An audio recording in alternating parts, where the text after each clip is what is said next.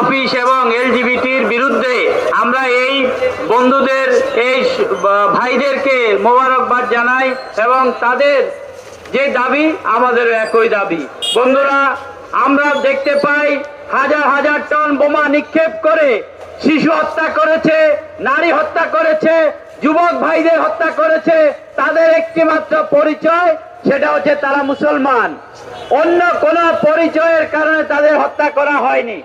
কিন্তু হাজার হাজার টন বোমা নিক্ষেপ করার পরেও তারা তাদের মাতৃভূমি ছেড়ে যায়নি।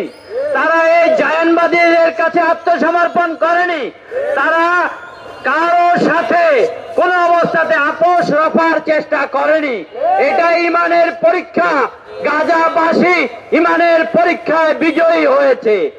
পরাজিত হয়েছে মানবতা, পরাজিত হয়েছে জাতিসংঘ। বন্ধুগণ, আমরা আজকে দুঃখজনক